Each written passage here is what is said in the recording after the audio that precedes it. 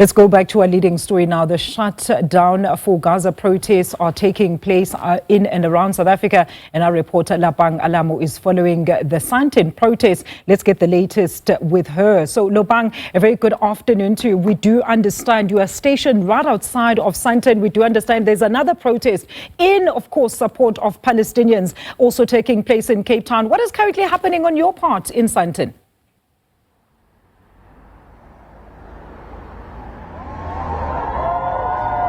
Alicia, that's correct. We're currently in the heart of Sandton, just outside the United States Consulate in Sandton. And I'm going to move out of shot as our colleague Bulelani Scott gives you some of the images that are currently happening. You'd know as far that these marchers are demanding an end to what they describe as ongoing atrocities in Gaza.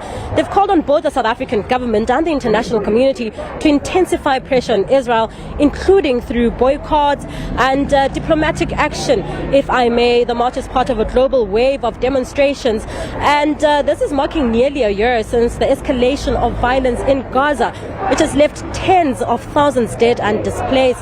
And adding to the sense of urgency really here today is the situation with the Freedom Flotilla, where several South African representatives are reportedly being held captive after they attempt to deliver humanitarian aid to Gaza by sea. And we understand at this point they were intercepted.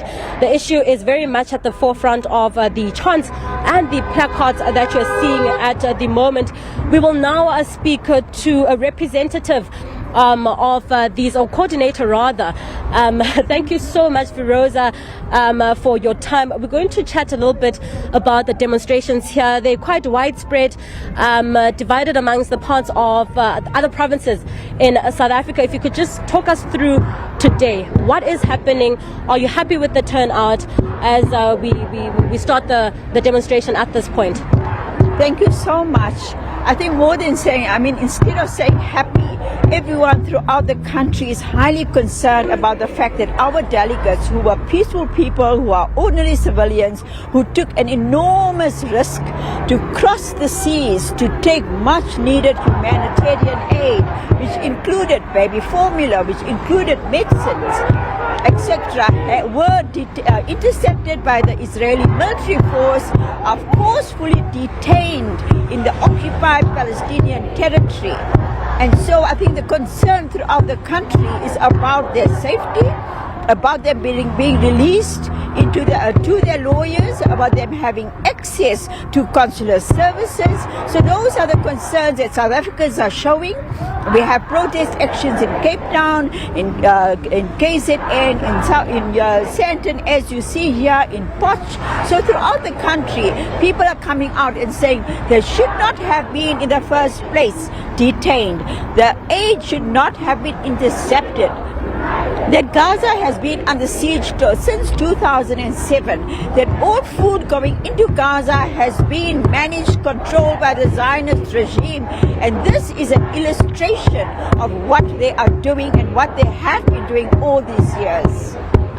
Firoza, we understand that Israeli authorities have said that they will be released. Now, these are the South African representatives who are held captive, say they will be released and deported to Europe.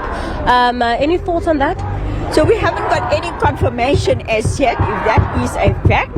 But if they are, firstly, they should not be there.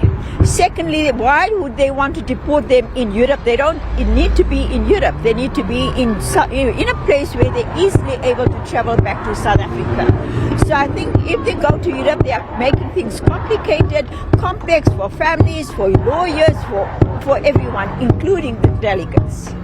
Firoza, have you seen an international increase in support for Palestine?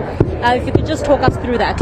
Okay. So I think the support for Palestine has been on for many decades. In the past 2 years, it has been amplified. The Global Sumud Flotilla has increased the focus of states not taking on the responsibility of ending the genocide, of ending famine, of ending the targeted killing of children. So that is what the Global Sumud Flotilla has done, increased the focus on the irresponsibility of states who have given Israel the impunity to break international law that governs all member states. Firoza, thank you so much for your time. We're going to leave it there at the moment as we probably try to speak to more people. Strong sentiments being shared by the coordinator here, Firoza Mayet, who basically says that they have not yet received confirmation whether or not those held captive by allegedly Israeli authorities that they will be indeed released and deported to Europe. At this point, these are the scenes in Sandton. Now, this is at the heart of the United States consulate just outside, and we do understand that these demonstrators will now be moving to another part of Gauteng. They'll be moving towards the city of Tshwane, where they will also be going to demonstrate and have these placards trying to spread awareness on what they call our atrocities on the people of Gaza. Alicia, we'll leave it there for now as we keep an eye out on any further developments. Right, that is SABC News reporter Lopang Alamu live to us from Sandton, where of course that pro-Palestinian march is currently taking place.